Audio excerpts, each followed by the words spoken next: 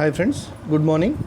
Today we are going to discuss about the very important topic, that is Naxal movement in India. Naxal movement in India ఇది ఎందుకు important అంటే మన India after independence అంటే independence వచ్చిన తర్వాత అంటే democracy కొత్త కొన్ని వందల సంవత్సరాల బానిసత్వం తర్వాత ఒక కొత్త రాజ్యం వైపు భారతదేశం నడిచింది. అది ఎట్లా నడపాలి, డెమోక్రటిక్గా నడపాలనా, లేదంటే కమ్యూనిస్ట్ సిద్ధాంతంతో నడపాలనా, లేదంటే క్యాపిటలిస్టిక్ సిద్ధాంతంతో నడపాలనా అని ఒక డైలమాలు ఉండే పబ్లిక్లా, ఎట్ ద సేమ్ టైం లీడర్స్లో కూడా.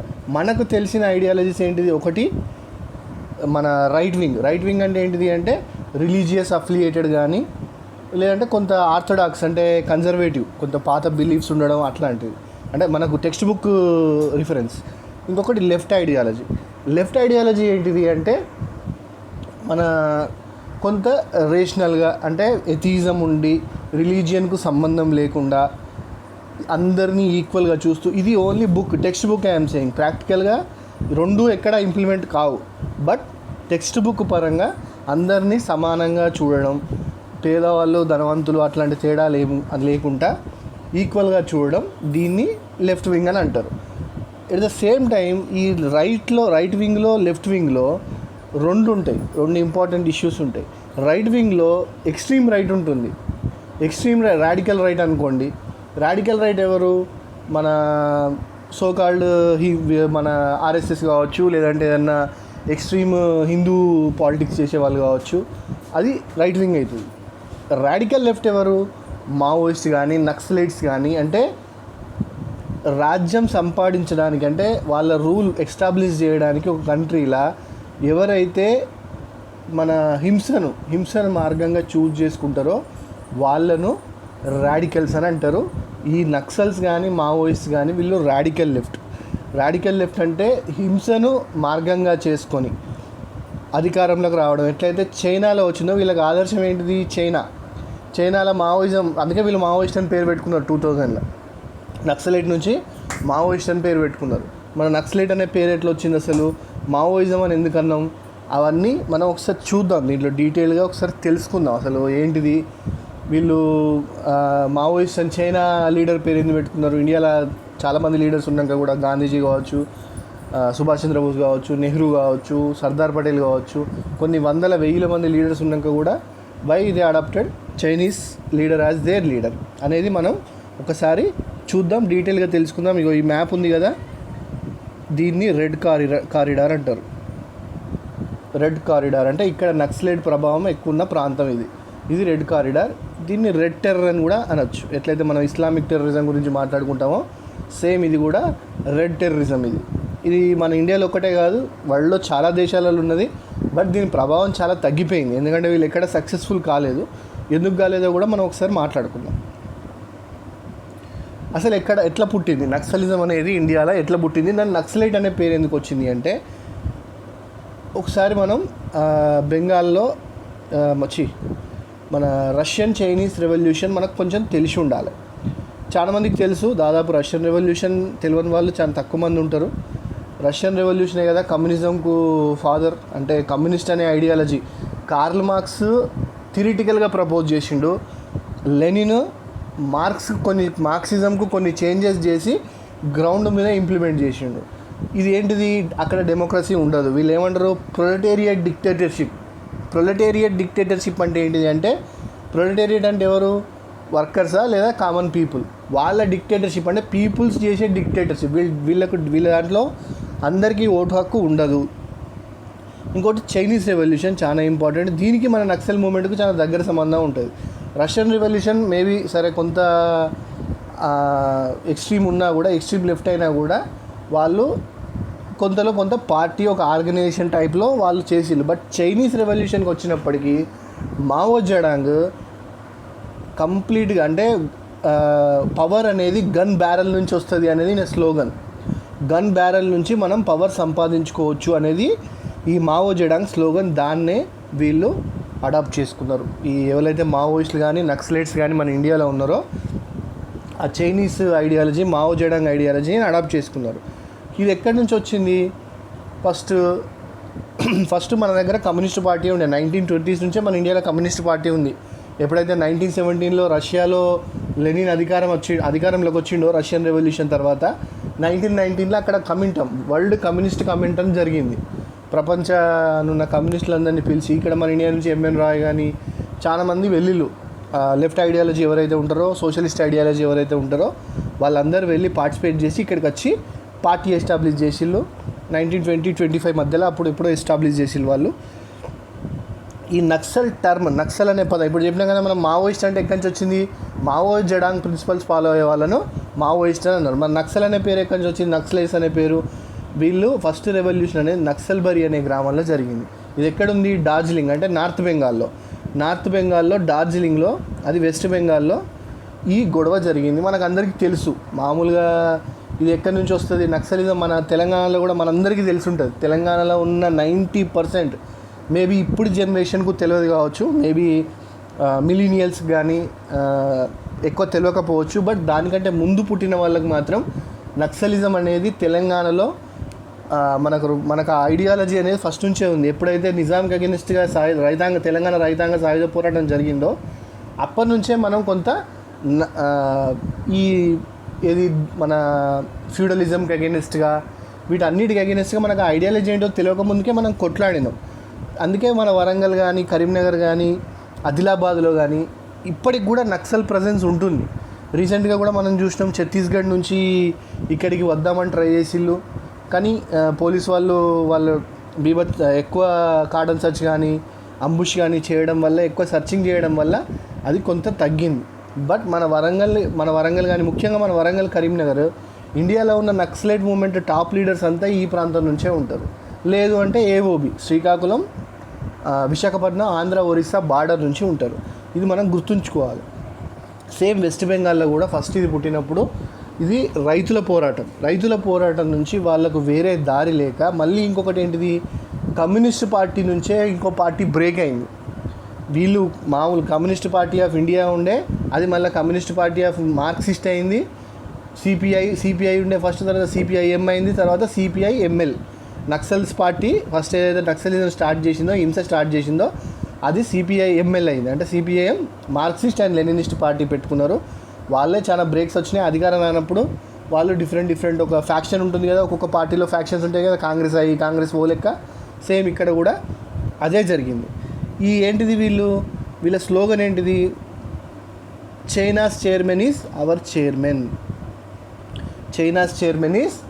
చైర్మన్. నేను ఇప్పటిదాకానే చెప్పినా కదా, వీళ్ళు ఏమని చెప్పిల్లో, మన మావో జడాంగ్ పాలసీయే మా పాలసీ, మావోయిస్టులం మేము, మావో ఐడియాలజీ ఫాలో అయ్యేటోళ్ళం కాబట్టి మమ్మల్ని మావోయిస్ట్ అని పిలవండి, మార్క్సిజం ఫాలో అవుతాం కాబట్టి మార్క్సిస్ట్ అని పిలవండి, హిందూయిజం ఫాలో అవుతాం కాబట్టి హిందూస్ అని పిలవండి.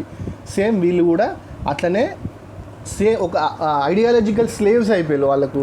చైనా చైర్మన్, ఇప్పుడు మనం ఇండివిజువల్గా మనం ఉన్నాం అనుకోండి, నేను నిన్ను గుర్తిస్తాను, నువ్వు నా మీద అధికారం చెలాయించవచ్చు అంటే వీళ్ళది ఏంటిది, బౌండరీలెస్ సొసైటీ ఎక్స్పెక్ట్ చేసారు వీళ్ళు.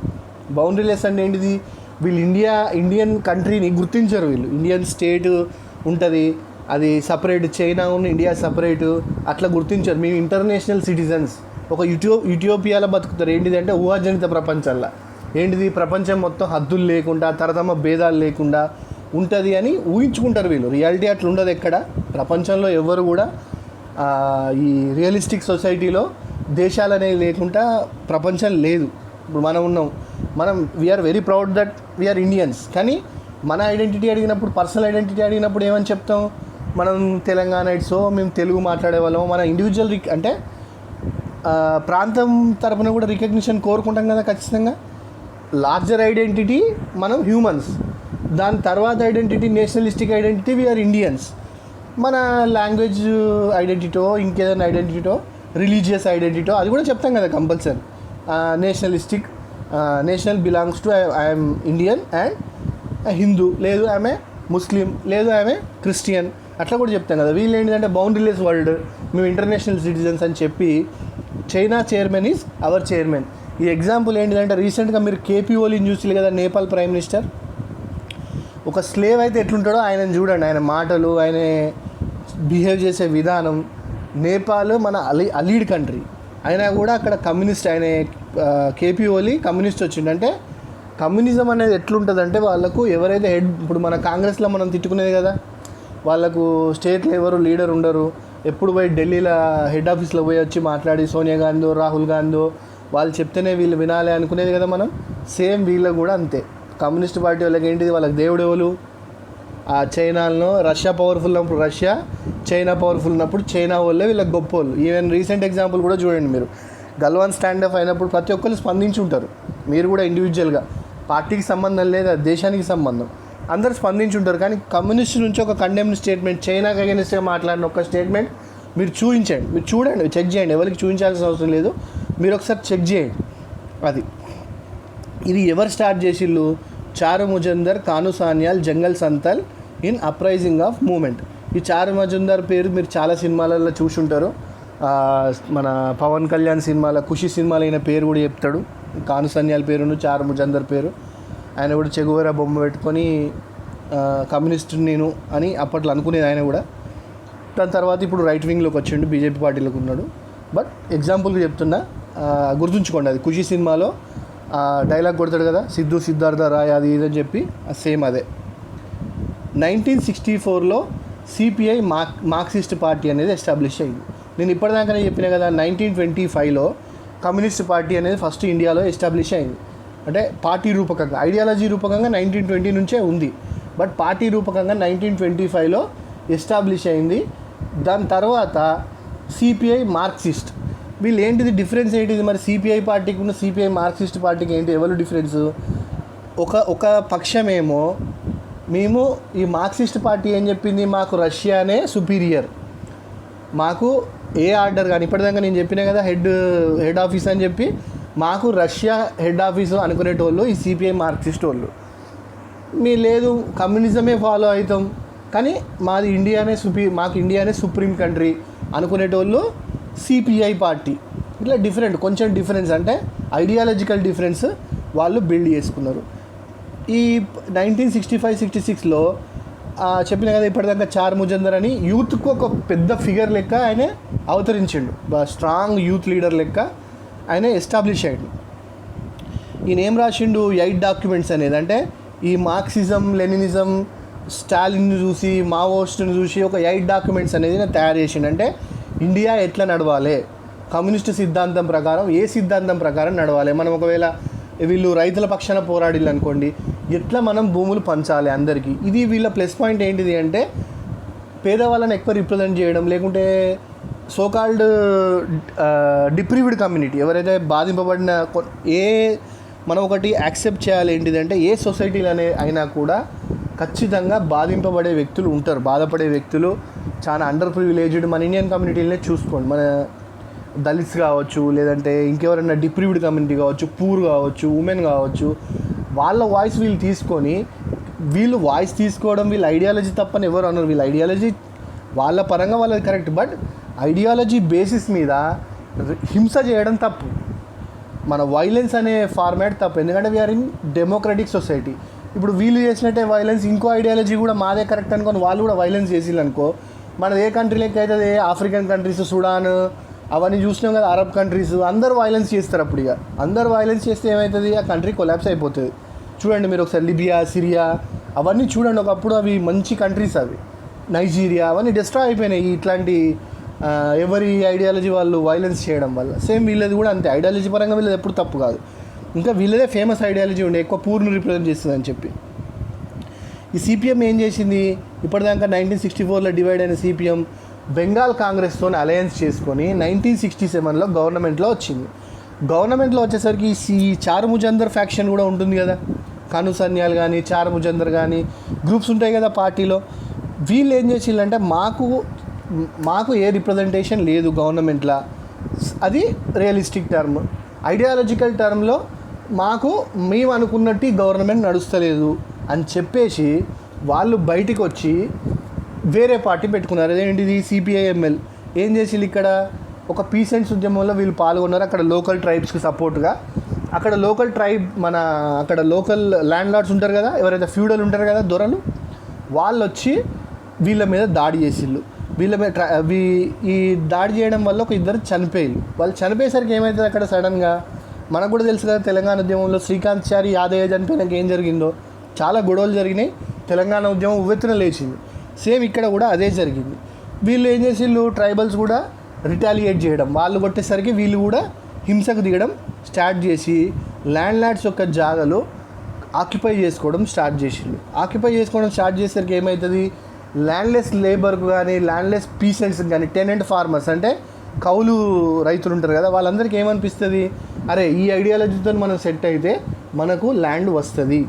ఇన్ని రోజులు మనల్ని ఎవరైతే పీడిస్తున్నారో దొరలు కానీ ఫ్యూడల్స్ కానీ, వాళ్ళకి అగెనిస్ట్గా వీళ్ళు బలంగా ధైర్యంగా నిలబడతారు, మన మీద జరిగిన హింసను వీళ్ళు ఎదుర్కోగలుగుతారు అని చెప్పేసి వీళ్ళకి సపోర్ట్ చేసిళ్ళు. ఆ రెవల్యూషన్ చాలా పెద్దగా అయింది. కానీ ఇది మనకు అనుకున్నంత ఈజీ కాలేదు. ఆ ఫ్యాక్షన్స్ రెండు కొట్టుకోవడం స్టార్ట్ చేసిన, హింసకు దిగడం. వీళ్ళ హింసకు అంటే చారు ముజందర్కి సంబంధించిన గ్రూప్ హింసకు అగెనిస్ట్గా సిపిఐఎం పార్టీ కూడా హింస స్టార్ట్ చేసింది. రెండు వైపులా హింస జరిగేసరికి గవర్నమెంట్ సపోర్ట్ కూడా ఉండేసరికి వాళ్ళకు ఏదైతే బెంగాల్ కాంగ్రెస్తో అలయన్స్ చేసుకున్నారో వాళ్ళకి గవర్నమెంట్ సపోర్ట్ ఉండేసరికి కంపల్సరీ గవర్నమెంట్ సపోర్ట్ ఉన్న వాళ్ళకి ఎక్కువ ఫోర్స్ ఉంటుంది ఖచ్చితంగా వైలెన్స్కి దిగినప్పుడు. ఎందుకంటే వాళ్ళది లీగలైజ్డ్ వైలెన్స్, వీళ్ళది మన అనాథరైజ్డ్ వైలెన్స్. వాళ్ళంత ఎక్విప్మెంట్ కూడా వీళ్ళకి రాదు కదా. కాబట్టి వాళ్ళు ఒక సబ్ ఇన్స్పెక్టర్ని చంపిళ్ళు ఒక గొడవల, ఒక 9 మంది రైతులు కూడా చనిపోయిళ్ళు. దాని తర్వాత ఏంటిది, ఈ మొత్తం మూమెంట్ను కాంగ్రెస్ అక్కడ సిపిఐఎం పార్టీ కలిసి బలంగా అణచివేసినాయి. అప్పుడు నుంచి పుట్టిందే నక్సలిజం అంటారు. అంటే ఎందుకు అంటే నక్సల్బరీ అనే ఊరిలో స్టార్ట్ అయింది కాబట్టి దాన్ని నక్సలిజం అని అంటారు. ఇక్కడ స్టార్ట్ అయినాక ఏమైంది, ఈ నక్సలిజం కాశ్మీర్కు ఉత్తరప్రదేశ్కు ఇప్పుడు ఒక దగ్గర సక్సెస్ఫుల్ అయింది, అక్కడ జాగాలు వచ్చినాయి అంటే వాళ్ళు అనుకుంటారా, మిగతా అంతటా అంటే ఇండియా మొత్తం కాశ్మీర్, ఉత్తరప్రదేశ్, బీహార్, ఆంధ్రప్రదేశ్ అంటే కంబైన్డ్ ఆంధ్రప్రదేశ్, సపరేట్ ఆంధ్రప్రదేశ్ కాదు, కంబైన్డ్ ఆంధ్రప్రదేశ్లో ఒక వెస్ట్ కోస్ట్ అంటే గుజరాత్, మహారాష్ట్ర ఈ ప్రాంతాలలో తప్ప మిగతా అన్ని స్టేట్స్లో, దాదాపు పెద్ద స్టేట్స్ అన్నిట్లో ఈ మూమెంట్ అనేది స్ప్రెడ్ అయింది. బట్ ఎక్కువ మాత్రం బీహార్, ఆంధ్రప్రదేశ్, కాశ్మీర్, ఉత్తరప్రదేశ్ అంటే ఐడియాలజికల్ లీడర్షిప్ ఎవరైతే టాప్ లెవెల్ లీడర్ ఉంటారో వాళ్ళు మాత్రం ఈ రాష్ట్రాల నుంచి వచ్చిళ్ళు. ఈవెన్ పంజాబ్లో కూడా. ఈ పార్టీ ఎప్పుడు లాంచ్ అయింది, ఏప్రిల్ 22, 1969 రోజు. ఏంటిది, ఒక గ్రూప్ ఫామ్ చేసుకున్నారు వీళ్ళు, all Indian committee of communist revolutionaries, ఇది AICCCR. వీళ్ళ స్లేవరీ చూడండి, వీళ్ళది లెనిన్ బర్త్డే రోజు వీళ్ళు స్టార్ట్ చేసిండు. ఇండియన్కి ఎట్లా లాయల్ ఉంటారు వీళ్ళు, ఇండియాకు అసలు ఎట్టి పరిస్థితుల్లో వీళ్ళు ఎప్పుడు కూడా ఇండియాకు లాయల్గా లేరు. ఈవెన్ ఒక ఎగ్జాంపుల్ చెప్తాను నేను మీకు తర్వాత. ఈ ఐడియాలజీ ఏప్రిల్ 22 రోజు 1969 రోజు అంటే లెనిన్ బర్త్డేను తీసుకొని వీళ్ళు స్టార్ట్ చేసి, ఇండియాలో కూడా చాలామంది కమ్యూనిస్టులు ఉన్నారు, ప్రామినెంట్ లీడర్స్ ఉన్నారు, వాళ్ళ బర్త్డే రోజు లాంచ్ చేయొచ్చు. వీళ్ళంతా ఇండియనైజ్డ్ ఇండియా కోసం వీళ్ళు వర్క్ చేస్తారు అనుకుంటే. ఇంకొకటి ఏంటిది, ఫార్మేషన్ ఆఫ్ మే 1 రోజు డిక్లరేషన్ చేసిళ్ళు, కామ్రేడ్ సాను సన్యాల్. చెప్పినాం కదా చారు ముజందర్, కామ్రేడ్ సాను సన్యాల్ అని. ఇది 1968 నుంచి సిపిఐఎంఎల్ గొడవలు కూడా ఇది గవర్నమెంట్ స్టార్ట్ చేసిన, అంటే వీళ్ళను అంచడానికి గవర్నమెంట్ స్టార్ట్ చేసిన ఆపరేషన్ పేరు స్టిపుల్ చేజ్. ఇందిరాగాంధీ గవర్నమెంట్లో స్టార్ట్ చేసిన దాని పేరు స్టిపుల్ చేజ్. దీని పేరు వాళ్ళని క్రష్ చేసింది మొత్తం. ఈ చారు ముజందర్ ఎప్పుడు, ఈయన 1962 16 జూలై రోజు దొరికిండు, 53 ఇయర్స్ ఏజ్లో, చాలా చిన్న ఏజ్లో. అంటే ఏదైతే పొలిటికల్ సెన్స్లో మాట్లాడుకుంటే చాలా చిన్న ఏజ్, బట్ రెవల్యూషన్ టర్మ్స్లో తీసుకుంటే కొంచెం మిడిల్ ఏజ్. ఈయనే ఒకరోజు అంటే ఇప్పుడు 16 జూలై 1970 రోజు చనిపోయిండు. గవర్నమెంట్ ఏం క్లెయిమ్ చేస్తుందంటే ఆయన హార్ట్ అటాక్ వచ్చి చనిపోయిందని చెప్తారు. వీళ్ళు నక్సలైట్లు ఏం క్లెయిమ్ చేసుకుంటారంటే ఆయన చిత్రవద చేసి చంపిల్లు అని. ఎట్లాగో ఖచ్చితంగా ప్రతి మర్డర్లో లేదంటే ప్రతి డెత్లో compulsory 2 sides of the arguments ఉంటాయి. ఇక్కడ కూడా అంతే, మనకు ఇప్పటివరకు తెలియదు అది ఎట్లా జరిగిందో. ఈయన చనిపోయిన ఇమీడియట్గా ఐడియాలజికల్గా బ్రేక్ అయిపోయింది. ఏంటంటే మనకు ఒక ఫాదర్ ఫిగర్ లేకుంటే మిగతా పార్టీ మొత్తం బ్రేక్ అయిపోతుంది కదా. ఇప్పుడు మనకు ఒక పార్టీకి హైయెస్ట్ ఆర్డర్ పర్సన్ లేకుంటే, ఆయన స్ట్రాంగెస్ట్ పర్సన్ లేకుంటే పార్టీ కింద స్ట్రాంగ్ ఉండదు. ఎందుకంటే మల్టిపుల్ గ్రూప్స్ అయితే మల్టిపుల్ ఫ్యాక్షన్స్ ఉంటాయి. ఈ ఫ్యాక్షన్స్ అన్నిటికంటే పవర్ఫుల్ లీడర్ ఎప్పుడైతే ఉంటాయో ఈ ఫ్యాక్షన్స్ అంతా కంబైన్డ్ ఉంటాయి. ఎప్పుడైతే మల్టిపుల్ పవర్ సెంటర్స్ ఏర్పడతాయో అప్పుడు అది గ్రూపిజం అయిపోయి అన్నీ బ్రేక్ అయిపోతాయి. వైలెన్స్లో వీళ్ళు కొంచెం ఇన్వాల్వ్ అయ్యారు కాబట్టి ఖచ్చితంగా అది బ్రేక్ అయ్యే ఛాన్సెస్ ఎక్కువ ఉంటాయి. ఎందుకంటే వైలెన్స్లో ఎవరు బలవంతులైతే వాళ్ళే అది చేస్తారు. మనకందరికీ తెలుసు Srikakulam famous revolution peasant movement. మన ఆంధ్రప్రదేశ్లో తెలంగాణలో ఫస్ట్ నక్సలిజం అనేది వచ్చింది, ఎంటర్ అయింది శ్రీకాకుళంలో. మనం పాట కూడా వింటాం కదా, ఏం పిల్లడో వెళ్దాం వస్తావా అని చెప్పి. ఆ పాట కానీ ఆ సందర్భం కానీ అప్పుడు చాలా రెవల్యూషనరీ ఉండే. ఇది కూడా సేమ్ ఇప్పటిదాకా పీసెంట్స్కు ట్రైబల్స్కును అక్కడ ఉన్న జమీందార్ లోకల్ జమీందార్కు జరిగిన గొడవలే. అవి 1967లో 60 నుంచి 70 వరకు నడిచి అక్కడికి ఆగిపోయినాయి. దీన్ని ఎవరు లీడ్ చేసిళ్ళు? వెంపటపు సత్యనారాయణ, ఆదిభట్ల కైలాసం, సుబ్బారావు పాణిగ్రాహి. ఈ పాణిగ్రాహి పేరు, వెంపటపు సత్యనారాయణ పేరు, ఆదిభట్ల కైలాసం పేరు చాలామందికి తెలిసి ఉంటుంది. చాలామంది అంటే ఎవరైతే కొంచెం పాత వాళ్ళు ఉంటారో మీ పేరెంట్స్ని అడగండి, వాళ్ళు చెప్తారు వీళ్ళ గురించి. ఎక్కువ వాళ్ళకి తెలిసి ఉంటుంది. ఎందుకంటే అప్పుడు యూత్ అంటే ఇప్పుడు మన స్టూడెంట్స్ ఇప్పుడు 20 లేదా 20 to 35 మధ్యలో ఉన్న స్టూడెంట్స్ లేదా యంగ్ అందరూ ఒక్కసారి మీ ఫాదర్ని అడగండి ఒకసారి. వీళ్ళ పేర్లు కానీ వీళ్ళ ఐడియాలజీ కానీ అప్పుడు ఎంత పోలరైజ్డ్ సొసైటీ అంటే కంప్లీట్ నక్సల్స్కి సపోర్ట్ ఉండేది, లేదంటే నక్సల్స్కు అగెనిస్ట్గా ఉండేది. రెండు వైపులే ఉండేది. ఎక్కువ శాతం నక్సల్స్కి సపోర్టే ఉండేది. ఎందుకు అంటే అప్పుడు పూర్ పీపుల్ ఎక్కువ ఉండే, అండర్ ప్రివిలేజ్డ్ ఎక్కువ ఉండే కాబట్టి కంపల్సరీ కంప్లీట్ 100 అంటే ప్రోగానో లేకుంటే కొంత ప్యాసివ్గానో, అంటే బయటికి చెప్పకుండా లేదంటే ఫుల్ ఫ్లెడ్జ్డ్గా బయటికి చెప్పి సపోర్ట్ మాత్రం చాలా వరకు వీళ్ళకే ఎక్కువ ఉండేది. ఈ 1931 అక్టోబర్ ఈ చెప్పినాం కదా మనకి ఇప్పటిదాకా కోరన్న మంగన్న అంటే ఎవరు ఈ ట్రైబల్స్ చనిపోయింది Koranna and Manganna killed by landlords. తర్వాత గిరిజన సమాగం పోతా అంటే అది జరిగింది. వీళ్ళు ఏం చేసి మనం చాలా సినిమాలలో కూడా చూసినాం. 25 నవంబర్ 1968 రోజు మనకు 250 ట్రైబల్ పీసెంట్స్ అంటే పీసెంట్స్ ఎవరైతే ట్రైబల్ రైతులు ఎవరైతే ఉంటారో వాళ్ళందరూ ల్యాండ్ లార్డ్ ఇంట్లోకి పోయి ఒక 20,000 రూపీస్ అప్పున్న డాక్యుమెంట్స్, అంటే వీళ్ళు ఏదైతే కుదోబెడతారో వీళ్ళ ల్యాండ్ కుదోబెట్టి అప్పు తెచ్చుకుంటారో ఆ 20,000 రూపీస్ అది వీళ్ళు అది తీర్చి పారేసినట్టు. అంటే ఇప్పుడు మనం కొట్టేసినాం అనుకోండి, చింపేసినాం అనుకోండి, అప్పుడు వీళ్ళు అప్పుకున్న డాక్యుమెంట్స్ ఏముండవు కదా, అది చేసి వీళ్ళు చాలా మనం 1970s 80s చాలా సినిమాలలో కూడా మనం చూసింటాం. హీరో పోయి ల్యాండ్ లార్డ్ లాకర్ వాళ్ళకి కొట్టి ఆ పేపర్లు అన్నీ తీసి తలగబెట్టడం, లేకుంటే రైతులకు వంచడం, అట్లాంటి సీన్స్ చాలా చూసి ఉంటాం. ఎప్పుడు కానీ అబ్జర్వ్ చేయండి, మీరు సినిమా ట్రెండ్ను కనుక ఫాలో అయితే, మీరు సినిమా చూసేవాళ్ళు అయితే సొసైటీ రిఫ్లెక్షన్ అది సినిమా. మనం ఒక 1970s 80s మీరు చూడండి, హీరో పేదవాడో లేకుంటే అనాథో అయి ఉంటాడు, సొసైటీ మోసం చేస్తుంది వాడిని, వాడు దొంగో స్మగ్లరో లేకుంటే ఈ టెర్రరిస్టో అవుతాడు. అంటే జస్టిఫికేషన్ ఆఫ్ టెర్రరిస్ట్ చేసేది, అంటే దొంగ అయితే సమాజం నన్ను దొంగని చేసింది, నేను దొంగను కాదు. టెర్రరిస్ట్ అయితే సమాజం నన్ను టెర్రరిస్ట్ని చేసింది, నేను టెర్రరిస్ట్ని కాదు, నేనైతే ఫస్ట్ మంచోని. సమాజాన్ని బట్టే అది ఏంటిది అంటే మన ఇండివిజువల్ లైఫ్ రిఫ్లెక్షనే సినిమా.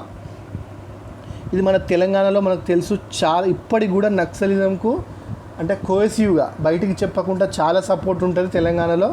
చాలా రెవల్యూషనరీ ఉంటారు. ఈవెన్ తెలంగాణ ఆంధ్ర డివైడ్ అయినప్పుడు కూడా చాలా వరకు ఆంధ్ర లీడర్స్ స్టేట్మెంట్ ఇచ్చి ఏంటిది అంటే ఒకవేళ తెలంగాణ డివైడ్ అయితే నక్సలిజం మళ్ళీ చాలా పెరుగుతుంది అని చెప్పి. ఎందుకంటే దాని హిస్టారికల్గా ఇక్కడ ఉన్న రెవల్యూషనరీ మూమెంట్స్ అదేంటి నిజాంకి అగెనిస్ట్గా కావచ్చు, ఫ్యూడల్స్కి అగెనిస్ట్గా కావచ్చు, అంటే దొరలకు అగెనిస్ట్గా కావచ్చు, ఇక్కడ చాలా రెవల్యూషన్స్ జరిగినాయి. కాబట్టి ఐడియాలజికల్ బేస్ కూడా చాలా స్ట్రాంగ్గా ఉంటుంది తెలంగాణలో. ముఖ్యమైన ప్లేసెస్ మనకు తెలుసు, ఆదిలాబాద్, కరీంనగర్, వరంగల్. ఎమర్జెన్సీ తెలుసు కదా మీకు, ఎప్పుడో 1975 to 1977. ఈ ఎవరు కొండపల్లి సీతారామయ్య, ఈయన పీవీజీ ఫౌండర్, అంటే పీపుల్స్ వార్ గ్రూప్. ఈయన ఫౌండ్ చేసిండు పీపుల్స్ వార్ గ్రూప్ను. చాలా గ్రూప్స్ అయినాయి, జనశక్తి అని, ప్రజా ఫ్రంట్ అని, n number of groups, multiple factions అయినాయి. మనం చెప్పుకున్నాం కదా, చారు ముజందర్ చనిపోయిన తర్వాత చాలా ఫ్యాక్షన్స్గా డివైడ్ అయింది. అందులో ఇండియా మొత్తంలో one of the most powerful group Telangana Andhra నుంచే టాప్ లెవెల్ లీడర్స్ ఉండడానికి రీజన్ ఏంటిదంటే ఈ పీవీజీ గ్రూప్, పీపుల్స్ వార్ గ్రూప్కు ఎక్కువ యాక్సెప్టెన్స్ ఉండే, ఎక్కువ మంది లీడర్స్ కూడా దీని నుంచే వచ్చిళ్ళు. మళ్ళీ ఏంటిది అప్పుడు వరంగల్లో పెరగడానికి, తెలంగాణలో పెరగడానికి ఇంకో రీజన్ ఏంటిదంటే చాలామంది ఎడ్యుకేటెడ్ యూత్ అట్టారన్న ఇల్లు. ఏవైతే డిప్రూవ్డ్ అయినా మనకి ఇండిపెండెంట్ ఇండియా మనకి ఏం లాభం చేకూర్చలే, మనం ఇంకా స్లేవరీలనే ఉన్నాం, ఏదో కొన్ని వర్గాల అణచివేతలో మనం ఉన్నాం, ఇంకా మనకు రియల్ ఫ్రీడమ్ రాలేదు, వీళ్ళు అసలు ఫ్రీడమ్ వచ్చిందనే బిలీవ్ చేయరు. వీళ్ళు అంబేద్కర్ రాసిన కాన్స్టిట్యూషన్ కూడా నమ్మరు. ఇండియా అనే స్టేట్ ఎగ్జిస్ట్ అవుతుందనే వీళ్ళు యాక్సెప్ట్ చేయరు. వీళ్ళు ఫస్ట్ కరీంనగర్లో అప్పుడు మన పీతాంబరరావు అని ఒక హోమ్ మినిస్టర్ ఉండే, ఆయన ఇంటి మీద దాడి చేసి ఆయన కొడుకులను సుభాష్ రావును సంపత్ రావు ఉంటారు వాళ్ళను చంపిళ్ళు. వాళ్ళని చంపడంతో ఒకటేసారి హైలైట్ అయిపోయింది. ఎందుకంటే తెలంగాణలో దొరలు అనేది ఎక్కువ ఉంటుంది అనేది మనకు అందరికీ తెలుసు. నిజాం కాలం నుంచి దొరలు ఇక్కడ ఎగ్జిస్టెడ్ ఎక్కువ ఉండే. అది కంటిన్యూ అయ్యేసరికి ఇక్కడ రెవల్యూషన్ కూడా అంతే స్ట్రాంగ్గా ఉండే. మనకు ఫస్ట్ ఇది తర్వాత 1978లో ఎమర్జెన్సీ అయిపోయిన తర్వాత ఇక్కడ చెన్నారెడ్డి గెలిచిండు. చెన్నారెడ్డి ముఖ్యమంత్రి అయ్యిండు. తెలంగాణ ఆయనే. ఈ రెవల్యూషన్ అన్నిటికీ రీజన్ ఆయన ముఖ్యమంత్రి కావడం కూడా 1978లో గెలిచిండు. ఈయనే వాళ్ళను పిలిచిండు, చర్చలకు పిలిచిండు. ఒకసారి రండి మాట్లాడుకుందాం, మీరు హింస వైపు ఎందుకు పోతాళ్ళు, మీ ప్రాబ్లమ్స్ ఏంటి మేము సాల్వ్ చేస్తామని చెప్పేసి పిలిచిండు. పిలిస్తే వాళ్ళు ఏం చేసిళ్ళు, ఆ టైంను దేనికి యూజ్ చేసుకున్నారు, రీఆర్గనైజ్ చేసి రీస్ట్రక్చర్ చేసుకోవడానికి యూజ్ చేసుకున్నారు. ఎవరిని ఇప్పుడు మనం అండర్ గ్రౌండ్లో ఉన్న వాళ్ళం బయటకు వస్తే ఏమవుతుంది, నాకు సపోర్టర్స్ ఎవరు, నాకు శత్రువులు ఎవరు అనేది తెలుస్తుంది కదా. వీళ్ళు సపోర్టర్స్ అందరినీ గ్యాదర్ చేసి కాలేజెస్లకు పోయి, ఉస్మానియా యూనివర్సిటీ కావచ్చు, ఎన్ఐటి ఉంది కదా ఇప్పుడు వరంగల్లో, అంతకుముందు అది ఆర్ఈసీ ఉండే, టాప్ మోస్ట్ లీడర్స్ అందరూ ఆర్ఈసీ నుంచి వచ్చిన వాళ్ళే. కాకతీయ యూనివర్సిటీ కావచ్చు, వరంగల్ ఉన్న సీకేఎం కాలేజ్ కావచ్చు, నెంబర్ ఆఫ్ కాలేజ్, ఇవన్నీ ఆర్ట్స్ కాలేజ్ కావచ్చు, ఎల్బీ కాలేజ్ కావచ్చు. ఇప్పుడు వరవర్రావు ఉన్నాడు కదా, రీసెంట్గా అరెస్ట్ అయ్యిండు, ఆయన సీకేఎం కాలేజ్లో ప్రొఫెసర్ ఉండే. వీళ్ళు డైరెక్టే చెప్పేది, అంటే డైరెక్టే కమ్యూనికేట్ చేసేది, సపోర్ట్ చేసేది నక్సల్ మూమెంట్ను. ఎందుకంటే వాళ్ళు బిలీవ్ చేసిళ్ళు నక్సల్ మూమెంట్తో ఇండియాలో ఒక రెవల్యూషన్ వచ్చి డెవలప్మెంట్ జరుగుతుంది, ఈక్వల్ సొసైటీ వస్తుంది అని చెప్పేసి. తర్వాత 2004లో వైఎస్ రాజశేఖర రెడ్డి గెలిచే ముందు ఆయన మేనిఫెస్టోలో, కాంగ్రెస్ మేనిఫెస్టోలో ప్రామిస్ చేసిండు, మేము 2004లో కనుక అధికారంలోకి వస్తే నక్సలైట్లను చర్చలకు పిలుస్తామని చెప్పి ఆయన అన్నట్టే పిలిచిండు కూడా. పిలిచిన తర్వాత ఆ చర్చలు విఫలమైనాయి. తర్వాత సేమ్ ఆపరేషన్స్ అనేది స్టార్ట్ అయినాయి, వాళ్ళని చంపడం, కిల్లింగ్స్, ఎన్కౌంటర్స్, రెండు వైపుల హింస జరిగింది. ఇంకొకటి గుర్తుంచుకోవాలి ఏంటిదంటే, మనకు మామూలుగా బిగ్గెస్ట్ థ్రెట్ ఇండియాకి ఏంటిదంటే మనం టెర్రరిస్ట్ అనుకుంటాం, కాదు, నక్సలైట్లు బిగ్గెస్ట్ థ్రెట్. రెడ్ టెర్రర్ అనేదే బిగ్గెస్ట్ థ్రెట్. లాస్ట్ 2 decadesలో 12,000 పీపుల్ చనిపోయారు. లాస్ట్ 2 decadesలో 12,000 మంది చనిపోయారు ఈ రెడ్ టెర్రర్ వల్ల. అది ప్రజలు కావచ్చు, ఒక 3,000 మంది పోలీసు వాళ్ళు, నక్సలైట్ల వైపు కూడా, అన్ని వైపులా హింస జరిగింది. వీళ్ళు చేసిళ్ళు వీళ్ళు చేయలే అని కాదు. Should think reasons. ఒకటి గవర్నమెంట్ కూడా ఆలోచించాలి, ఏంటిది, ఎందుకు మరి మావోయిస్టులకు సపోర్ట్ పెరుగుతుంది. మనం అనుకుంటాం కావచ్చు, మనం సరే ఎందుకు వీళ్ళు వేస్ట్గా గన్నులు పట్టుకుంటారు, లేదంటే ఎందుకు వీళ్ళు హింస సైడ్ పోతారు, మనం డెమోక్రటిక్ కంట్రీలు ఉన్నాం కదా, వీళ్ళకి నచ్చకుంటే మన గవర్నమెంట్కి అగెన్స్ట్ ఓట్ వేయచ్చు కదా, వీళ్ళు ఎందుకు వేస్ట్గా హింస వైపు పోతారు అని మనకు అనిపించవచ్చు. మనం నార్మల్గా కొంచెం బెటర్ పొజిషన్ వాళ్ళకి అనిపించవచ్చు. బట్ రియల్గా గ్రౌండ్లో ఉన్న వాళ్ళకి తెలుస్తుంది ఎంత ప్రాబ్లం ఉంటుందో. ఏంది అంటే ఇప్పుడు కొంచెం టెక్నాలజీ వచ్చి మనకు గవర్నమెంట్ అనేది చాలా దగ్గర అయిపోయింది. బట్ ఒకప్పుడు ఒక చిన్న అప్లికేషన్ చేయడానికి కూడా ఎంఆర్ఓ ఆఫీస్ కానీ, ఇది అన్ఎడ్యుకేటెడ్ వల్ల కూడా రీజన్ ఒకటి, ఎడ్యుకేషన్ లేకపోవడం ఒకటి. రెండోది ఏంటి అంటే సోషల్ యాక్టివిజం అంత ఎక్కువ లేకుండే, ఇన్ఫర్మేషన్ కానీ మన రైట్స్ ఏంటియో చాలామందికి తెలియదు. ఇప్పుడు ఏంటంటే దాదాపు అందరికీ తెలుసు రైట్స్, వాళ్ళ రైట్స్ ఏంటియో, వాళ్ళ రెస్పాన్సిబిలిటీస్ ఏంటియో. బట్ అప్పుడు అంత తెలియదు ఎవరికి. దాని రీజన్ వల్ల ఇప్పుడు గవర్నమెంట్ కూడా అది థింక్ చేయాలి, థింక్ చేస్తుంది కూడా దానివైపు. దీనికి ఎక్కువ ఎవరు అట్రాక్ట్ అవుతారు, ఫస్ట్ నుంచి కూడా మనం చెప్పుకున్నాం కదా, tribal, poor, marginalised, deprived are exploited by Maoist. వీళ్ళు ఇప్పుడు ఎంత మనల్ని హింసిస్తారో గవర్నమెంట్ కానీ, లేదంటే అక్కడ ఉన్న ఎవరైతే పవర్ఫుల్ పీపుల్ ఉంటారో వీళ్ళ వైపు అక్కడ లోకల్ పీపుల్ అంత అట్రాక్ట్ అవుతారు. న్యాచురల్గానే పూర్ కానీ, ట్రైబల్ కానీ వాళ్ళు ఎక్కువ నాలెడ్జ్ ఉండదు, ఎందుకంటే వాళ్ళు ఎడ్యుకేషన్ ఎక్కువ ఉండదు, వాళ్ళ లోపల ఇన్కమ్ సోర్సెస్ ఎక్కువ ఉండవు, కాబట్టి వాళ్ళు ఈజీ టార్గెట్ అయిపోతారు. ఎవరైనా లోకల్ పవర్ఫుల్ పీపుల్ ఎవరైతే ఉంటారో వాళ్ళకి ఎక్కడికి పోవాలో తెలియక వాళ్ళప్పుడు హింస సైడ్ మల్లుతారు. ఇది ఉంది కదా, ఇది 2013లో మనం ఫస్ట్ పెట్టిన బోర్డు ఏమో అది 2007ది, అప్పుడు ఎక్కువ ఉండే. ఇప్పుడు ఇది 2013లో. 2009లో మన్మోహన్ సింగ్ గవర్నమెంట్, అంటే కాంగ్రెస్ గవర్నమెంట్ గుర్తించింది ఏంటిది, బిగ్గెస్ట్ థ్రెట్ ఇండియాకు ఇస్లామిక్ టెర్రరిజం కాదు, పాకిస్తాన్ కాదు, బిగ్గెస్ట్ థ్రెట్ ఇండియాకు ఈ రెడ్ టెర్రరిజం అని గుర్తించి 2009లో ఆపరేషన్ గ్రీన్ హంట్ అనేది స్టార్ట్ చేసింది. ఆపరేషన్ గ్రీన్ హంట్ స్టార్ట్ చేసి ఈ నక్సల్స్ను మల్టీప్రోన్ అటాక్ అంటే ఏంటిది, అక్కడ లోకల్లో మావోయిస్ట్ ఉన్న ఏరియాలో రోడ్స్ మంచిగా వేయడం, అక్కడ వాళ్ళకి స్కూల్స్ కట్టియడం, వాళ్ళకి ఫెసిలిటీస్ ప్రొవైడ్ చేయడం, మన్రేగా లాంటి స్కీమ్ రావడం. మన్రేగా చాలా ప్లేస్ చేసింది.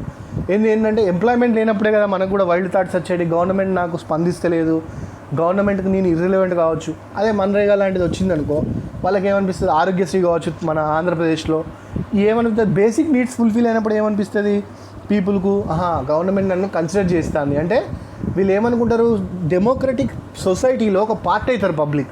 ఇక్కడ ఏమవుతుంది, ఈ రిప్రజెంటేషన్ లేనప్పుడు, ఇప్పుడు నన్ను ఎవరు పట్టించుకోలేదనుకోండి, నాకు ఏదైనా ప్రాబ్లం వచ్చింది ఇండివిజువల్గా, నన్ను ఎవరు అడ్రస్ చేయనప్పుడు, నా ప్రాబ్లమ్ని అడ్రస్ చేయనప్పుడు ఏం చేస్తాను నేను, సొసైటీ నుంచి ఏలియనేట్ అయిపోయి ఇట్లాంటి నెగిటివ్ ఫోర్సెస్ సైడ్ అట్రాక్ట్ అవుతా. వీళ్ళు ఏం చేసి మల్టీప్రోన్ అటాక్తోనే ఒకటి వాళ్ళను ఆర్మీ పరంగా పోలీస్ పరంగా ఎదుర్కోవడం, రెండోది పీపుల్ని కూడా at the same time develop చేయడం అనేది. ఇది అంతకుముందు 140 డిస్ట్రిక్ట్స్లో స్ప్రెడ్ అయి ఉండేది, చాలా తగ్గింది. ఇప్పుడైతే 2018 సెన్సస్ ప్రకారం ఓన్లీ 36 to 40 డిస్ట్రిక్ట్స్లో మాత్రమే ఇది వైడ్ స్ప్రెడ్ ఉంది. అది ఎక్కడ చాలా డెవలప్మెంట్ తక్కువ ఉన్న దగ్గర, ఎక్కడ బీహార్లో కొంత ప్రాంతాలు, ఛత్తీస్గఢ్, జార్ఖండ్ మనం రెగ్యులర్గా వింటూ ఉంటాం కదా, ఆ ప్రాంతాలలో కొంత, మహారాష్ట్రలో గడ్చిరోలి, గోండి, మధ్యప్రదేశ్ అట్లాంటి జిల్లాలు ఎక్కడైతే వర్షపాతం తక్కువ ఉంటుందో, ఎక్కడైతే ట్రైబల్ పాపులేషన్ ఎక్కువ ఉంటుందో, ఇల్లిటరసీ ఎక్కువ ఉంటుందో అక్కడ వీళ్ళ ప్రాబల్యం ఎక్కువ ఉంటుంది. వీళ్ళకి ఎందుకు అంటే అక్కడ పీపుల్ కూడా వీళ్ళు ఇప్పుడు మనం చెప్పుకుంటాను కదా, చాలాసార్లు అన్నాం కదా, రిప్రజెంట్ చేస్తారు అనే ఫీలింగ్లో ఉంటారు పీపుల్ కూడా. వీళ్ళు ఈ ఐడియాలజీ వీళ్ళ స్ట్రాటజీ ఏంటిదంటే 2020 వరకు వీళ్ళ రిఫరెండం ఏముండే అంటే ఇండియాను బ్రేక్ చేయాలి, ఇండియన్ స్టేట్ను బ్రేక్ చేయాలి, రెడ్ ఫోర్ట్ మీద మన ఎర్ర జెండా ఎగిరేయాలి. వీళ్ళ రిఫరెండం ఉండేది 2020. ఏంటిది, పంజాబ్లో కూడా 1984 అల్లర్లు జరగడానికి వీళ్ళు కూడా one of the reason. Communist party పంజాబ్లో కూడా చాలా స్ట్రాంగ్ ఉండేది, కాశ్మీర్లో స్ట్రాంగ్ ఉండేది, అక్కడ టెర్రరిజం పెరిగింది. ఎక్కడెక్కడైతే వీళ్ళ ప్రజెన్స్ ఉందో అక్కడ డెవలప్మెంట్ చాలా తక్కువ ఉంటుంది. ఎందుకంటే ఇప్పుడు మన వరంగల్ ఎప్పటికీ మేము అనుకుంటాం, మేము వరంగల్ లోకలైట్స్ కాబట్టి, historical city Warangal, Kakatiyas rule చేసి ఇక్కడ, కరీంనగర్ నుంచి మన కోటిలింగాలు కానీ, వేములవాడ చాళుక్యులు కానీ వాళ్ళు రూల్ చేసిళ్ళు. కానీ స్టిల్ మనం బ్యాక్వర్డ్ అయ్యి ఉన్నాం. ఇప్పుడు హైదరాబాద్ ఎందుకు పెద్ద సిటీ అయింది, అది నిజాం వాళ్ళ క్యాపిటల్ కాబట్టి, అంటే వాళ్ళ క్యాపిటల్కి సంబంధించింది కాబట్టి. ఇప్పుడు వరంగల్ కూడా ఒకప్పుడు కాకతీయుల క్యాపిటలే, హిస్టారికల్ ఇంపార్టెన్స్ ఉన్నది. బట్ డెవలప్ కాకపోవడానికి రీజన్ ఏంటిది, ఇక్కడ ఉన్న రెడ్ టెర్రరిజం. దానికి భయపడి ఎవరు ప్రైవేట్ ఇన్వెస్ట్మెంట్ రాకపోయేసరికి వాళ్ళు ఎక్కువ వాళ్ళ ప్రాబల్యం వల్ల ఇక్కడ ఇప్పటికి కూడా భయపడతారు చాలామంది. వరంగల్ అంటే నక్సల్స్ ఎక్కువ ఉంటారట కదా, మీరు ఎట్లుంటారు అది ఇది అని చెప్పి అడుగుతారు చాలామంది కూడా. దీన్ని ఇరాడికేట్ చేయాలని ఇప్పుడు గవర్నమెంట్ ఏంది, ఆపరేషన్ సమాధాన్ లాంచ్ చేసింది. ఆపరేషన్ సమాధాన్ మ్యాక్సిమం వీళ్ళను పీపుల్ ఎంత ఎడ్యుకేట్ అవుతా అంటే, ఎంత ఇండివిజువల్గా ఎంత డెవలప్మెంట్ ఉంటే, గవర్నమెంట్ ఎంత క్లోజ్ అయితే, అది ఏ పార్టీ అనేది కాదు, అది కాంగ్రెస్ గవర్నమెంటా, బీజేపీ గవర్నమెంటా, సరే కమ్యూనిస్ట్ గవర్నమెంటా, ఎందుకంటే బెంగాల్లో కేరళ వాళ్ళే ఉన్నారు కాబట్టి, కమ్యూనిస్ట్ బెంగాల్లో లేరు, ఇప్పుడు కమ్యూనిస్ట్ మన కేరళలో ఏ గవర్నమెంట్ ఉన్నా కూడా పీపుల్ దగ్గరికి వెళ్ళి వాళ్ళని అడ్రస్ చేస్తే అన్ని ప్రాబ్లమ్స్ సాల్వ్ చేయదు గవర్నమెంట్. బట్ మినిమం వాళ్ళ ప్రాబ్లమ్స్ ఇంటే వాళ్ళకు ఒక ధైర్యం ఉంటుంది, ఓకే మేము ఇటు సైడ్ వెళ్ళొద్దు అనే ధైర్యం ఉంటుంది. రాడికలైజేషన్ కూడా తగ్గుతుంది. ఎట్ ద సేమ్ టైం మనం వాళ్ళని డెవలప్మెంట్ కూడా చూపించాలి. రోడ్స్ కావచ్చు, రైల్వేస్ కావచ్చు, స్కూలింగ్ కావచ్చు, అవన్నీ ప్రాసెస్లో ఉంది. ఇప్పుడు విలేజ్లలో చాలా డెవలప్మెంట్ అవుతుంది. దానివల్ల ఏమవుతుందంటే మనకు ఎంప్లాయ్మెంట్ క్రియేట్ అయ్యి, లేదంటే better life style, standard of living పెరిగినప్పుడు ఏమవుతుంది, ఎవరు కూడా మేము గన్నులు పట్టుకోవాలి, వేరే వాళ్ళని చంపాలి, మేము చావాలి అని ఎవరు కోర్ సైకిక్ బిహేవియర్ ఉన్న వాళ్ళు తప్ప, టూ మచ్ మోటివేటెడ్ పీపుల్ తప్ప, నార్మల్ పీపుల్ అయితే ఎవరు కోరుకోరు. అంటే ఎక్కువ మాసెస్ 99% మాసెస్ కోరుకోరు. అట్లా దీన్ని తగ్గించాలి ఖచ్చితంగా. ఇంకోటి ఇంపార్టెంట్ ప్లేస్ ఏంటిదంటే, ఇప్పుడు ఈ మన టెర్రరిజం ఎక్కువ నార్త్ ఈస్ట్ స్టేట్స్లో కూడా ఉంటుంది. ఎక్కువ చైనీస్ ఇన్ఫ్లుయెన్స్డ్ వీళ్ళు, ఉల్ఫా కానీ నాగా టెర్రరిస్టులు కానీ ఈ మధ్యలో కొంచెం తగ్గింది రీసెంట్గా. బట్ వీళ్ళు ఎగ్జిస్టెడ్, వీళ్ళు చైనా సపోర్ట్తోనే ఎక్కువ వీళ్ళు టెర్రరిజం అనేది చేస్తూ ఉంటారు. వీళ్ళ అండర్స్టాండింగ్ కమ్యూనిజం ఇన్ ఇండియా ఒకసారి మనం అండర్స్టాండ్ చేసుకుందాం. వీళ్ళ కమ్యూనిస్ట్ మెంటాలిటీ ఎట్లా ఉంటుంది, నక్సలైట్లు ఏంటిది, వీళ్ళ ఐడియాలజీ ఏంటిది అసలు, చిన్న ఒక గ్లిమ్స్. ఇది క్రిటిసిజం కాదు, రియాలిటీ. ఎందుకంటే ఏ ఎక్స్ట్రీమ్ ఐడియాలజీ అయినా మంచిదే. ఏ పొలిటికల్ ఐడియాలజీ అయినా డెమోక్రటిక్ ప్రాసెస్లో ఇన్వాల్వ్డ్ అయిన అదైనా మంచిదే. బట్ ఎప్పుడైతే అది వైలెన్స్కి టర్న్ అవుతుందో అది ఎంత గొప్పదైనా కావచ్చు, అది ఎంత డాక్యుమెంట్ పరంగా అది ఎంత గొప్పదైనా కావచ్చు, థిరిటికల్గా ఎంత గొప్పదైనా కావచ్చు, బట్ ఇంప్లిమెంటేషన్లో వైలెన్స్ ఇన్వాల్వ్ అయితే ఎందుకు అంటే వీళ్ళు ఇప్పుడు కమ్యూనిస్టులే మన ఇండియాలో చూడండి ఎక్కువ డెమోక్రటిక్ రైట్స్ గురించి మాట్లాడుతూ ఉంటారు, లేదంటే డిప్రీవ్డ్ సెక్షన్ రైట్స్ గురించి ఎక్కువ మాట్లాడుతూ ఉంటారు, ఉమెన్ రైట్స్ గురించి. హిట్లర్ కంటే ఎక్కువ రష్యాల స్టాలిన్ను అందరికంటే ఎక్కువ వరల్డ్లో చంపింది ఎవరు అంటే మావో జెడాన్. కొన్ని మిలియన్ల మందిని చంపిళ్ళు వీళ్ళు వాళ్ళ ఐడియాలజీ కోసం. అంటే మన దగ్గర ఉన్నది అనుకోండి, ఇప్పుడు బీజేపీ గవర్నమెంట్లోకి వస్తే కాంగ్రెస్ వాళ్ళని చంపదు, కాంగ్రెస్ వాళ్ళ గవర్నమెంట్లో వస్తే బీజేపీ వాళ్ళని కూడా చంపరు, వాళ్ళను ఓడిస్తారు, చంపరు వాళ్ళను. వీళ్ళ ఐడియాలజీకి వ్యతిరేకంగా ఉంటే చంపుతారు. ఇప్పుడు కూడా రీసెంట్గా మనం చైనాలో చూసినాం, ఆడ డెమోక్రసీ ఉండదు, మన సోషల్ మీడియా ఏది అక్కడ ప్లాట్ఫామ్ ఉండదు, వాళ్ళ వాయిస్ బయటికి రానియరు. ఈవెన్ వాళ్ళ డాక్టర్ ఎవరైతే కరోనా గురించి బయటపెట్టిలో ఆయనను కూడా చంపేసిళ్ళు వాళ్ళు. అట్లా ఉంటుంది రష్యాలో కానీ చైనాలో కానీ. మళ్ళీ వీళ్ళు ఇన్ని నీతులు చెప్తారు, ఒక్క కంట్రీ కూడా వీళ్ళు సక్సెస్ఫుల్ కాలేదు. ఒక్క కంట్రీ చెప్పండి నాకు కమ్యూనిస్ట్ సిద్ధాంతంతో సక్సెస్ఫుల్ అయింది, ఏ కంట్రీ లేదు. ఒకప్పుడు రష్యా సూపర్ పవర్, ఇప్పుడు అసలు రష్యా ఎక్కడున్నది? అమెరికా ఎంత డెవలప్ అయింది, రష్యా ఎట్లా అయిపోయింది ఇప్పుడు? వెనిజులా చూడండి, వెనిజులాలో పెట్రోలియం రిజర్వ్స్ ఉన్న కంట్రీ అంత వరస్ట్గా అవుతుందని ఎవరైనా ఎక్స్పెక్ట్ చేస్తారా? వెనిజులా కావచ్చు, లిబియా కావచ్చు, ఇవన్నీ మన నార్త్ కొరియా కావచ్చు. ఒక్క సక్సెస్ఫుల్ చైనా కూడా కమ్యూనిస్ట్ కంట్రీ పొలిటికల్గా, బట్ ఎకనామికల్ పరంగా అది క్యాపిటలిస్టిక్ కంట్రీ. 1980s అదేండి. వీళ్ళ ఐడియాలజీకి వీళ్ళు స్టిక్ అయి ఉంటే టైం బట్టి చేంజ్ కావాలి. ఎట్లయితే పబ్లిక్ చేంజ్ అవుతున్నారో దాన్ని బట్టి చేంజ్ కావాలి. వీళ్ళు అట్లా చేంజ్ కాకుండా స్టాగ్నెంట్ ఉండడం వల్లనే ఒకప్పుడు కమ్యూనిస్ట్ పార్టీ ఇండియాలో సెకండ్ బిగ్గెస్ట్ పార్టీ కాంగ్రెస్ తర్వాత. ఇప్పుడు దాని పరిస్థితి చూడండి ఎక్కడికి వెళ్ళిపోయిందో. ఎందుకు అంటే 1942లో క్విట్ ఇండియా మూమెంట్ వస్తే వీళ్ళు దాన్ని వ్యతిరేకించిళ్ళు. ఎందుకు వ్యతిరేకించిళ్ళు? సరే, రీజనబుల్ రీజన్ ఉండి వ్యతిరేకించినా కూడా ఒక పద్ధతి. క్విట్ ఇండియా మూమెంట్ నిజామో లేదంటే జునాగఢ్ ప్రావిన్స్ వాళ్ళు, లక్నో అవధ్ ప్రావిన్స్ వాళ్ళు వ్యతిరేకించాలంటే వాళ్ళ పర్సనల్ ఇంట్రెస్ట్ ఉండే, మేము రాజ్యం చేయాలి, మేము రాజులం కాబట్టి. వీళ్ళు ఎందుకు వ్యతిరేకించాలంటే రష్యా బ్రిటిష్కు సెకండ్ వరల్డ్ వార్లో రష్యా బ్రిటిష్కు సపోర్ట్గా యుద్ధం చేస్తుంది కాబట్టి మేము ఈ క్విట్ ఇండియా అంటే బ్రిటిష్కి అగెనిస్ట్గా జరిగే ఏ మూమెంట్ అయినా కూడా రష్యాకి అగెనిస్టే అని చెప్పేసి వీళ్ళు దాన్ని వ్యతిరేకించారు. అంటే ఎంత ఫూలిష్ బిహేవియరో వీళ్ళది చూడండి. అంటే ఫాదర్ ల్యాండ్, మనం మదర్ ల్యాండ్ అంటాం కదా మన ఇండియాను, వీళ్ళు బిలీవ్ చేయరు దాన్ని. వీళ్ళది ఏంటిదంటే ఫాదర్ ల్యాండ్ రష్యా. అంటే చూడండి, they love Russia, China, whoever powerful. మన ఇండియా కంటే ఎక్కువ వీళ్ళు వాళ్ళని లవ్ చేస్తారు.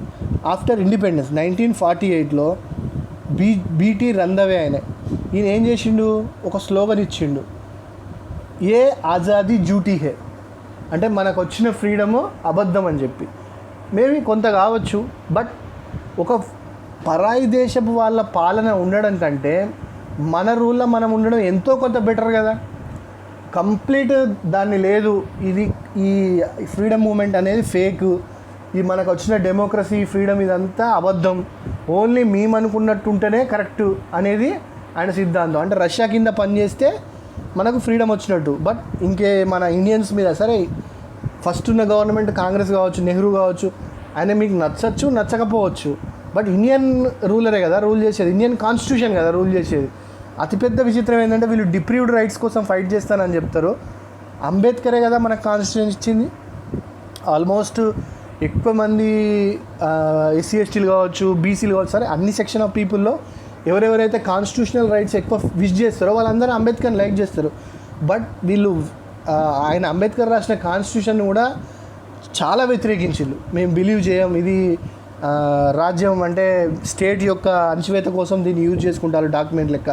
ఇప్పటికి కూడా ఎప్పుడైనా వాళ్ళ స్పీచెస్ చూడండి మీరు, ఆ జేఎన్యూలో జరిగిన సంఘటన, కన్యాకుమారి కావచ్చు, వాళ్ళ స్లోగన్స్ కావచ్చు, వీళ్ళు బ్రేక్ ఇండియా అని, అది ఫ్రీడమ్ ఆఫ్ స్పీచ్ అంటారు వీళ్ళు.